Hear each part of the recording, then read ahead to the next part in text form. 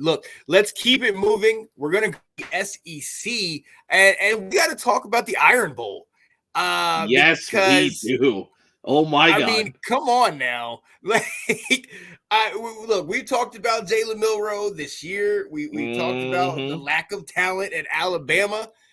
And this game, we know, throw out the records because you never know what's going to happen before it to come down to this. For it to come down to this, coming down to his arm, Jalen Milroe gets the go-ahead touchdown late in the game, sets it up beautifully, and just launches a dime to the back pylon of the end zone for the touchdown. Alex, woo! I mean, wow. That is I'd put money on it's the best throw he's ever made.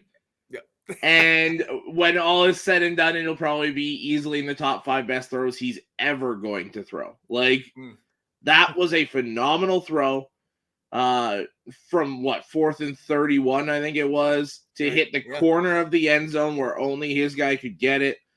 Phenomenal throw, phenomenal game.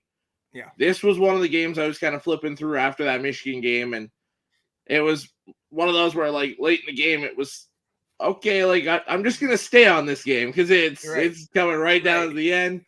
Obviously, there was all the implications where, like, if Bama lost, there's no way they're making the playoff. And then, what a win that would be for Auburn and what that would do for Hugh Freeze in that program. There were so many implications on that game. Both teams played probably one of their best games of the entire season. Milroe is steadily improving. And like I said a couple weeks ago, or maybe even last week, I think coming into next season, he will be one of the premier quarterbacks. Oh yeah. He's probably sitting in the like he's already the 20. premier. Yeah, that not the way the season started. He can't. Yeah. Your Heisman ain't getting benched. I can tell you that much. So, he's had a phenomenal season, and I look for it to continue. It'll be interesting to see him against the Bulldogs this weekend, but no Heisman for him. I don't think he's even a finalist this year, but I think he'll be one of the front runners entering next season. Oh yeah, I mean, look, we know he is their talent. He is their guy on that team.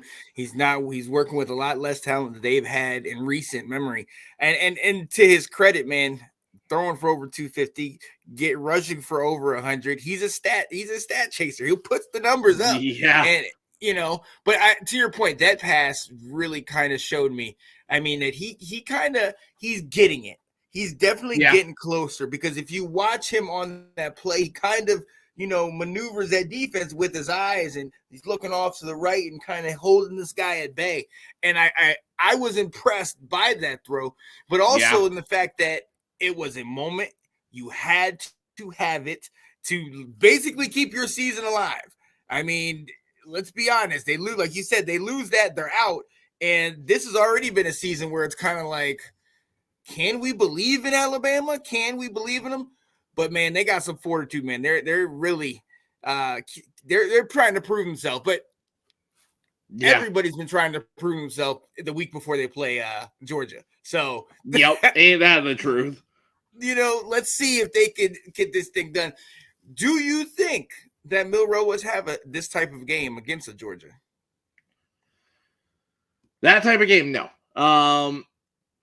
I think he'll still do well and well enough to keep them in the game. But Auburn and Georgia are two very different animals. So the speed, the talent, the size that Georgia has makes it extremely difficult, and they are going to make Milroe's life a living hell this weekend. Which Auburn did a pretty good job of that, but it's going to be taken to another level.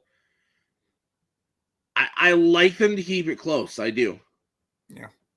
Yeah, I think they can. Honestly, if they can control the clock, You have to eliminate turnovers. You have to steal possessions from Georgia. I mean, these are all things you say in every game, but you literally have to get as many possessions as you can, which means an onside kick, right? After halftime, a fake punt somewhere in there. You got to figure something out. Going 4 on 4th, if you have to do that. But yeah, it's going to have to be a little bit extra that's going to put them over the top. But we will see, because again, they're playing for their life. This is already the playoff for them. They can't not afford to lose. Ever since that loss to Texas, it's essentially been their playoff. So, oh yeah, and that's another part about it, because now they're really hoping for Texas to keep their season up and keep winning in there for themselves. And we'll talk about them in a little bit later.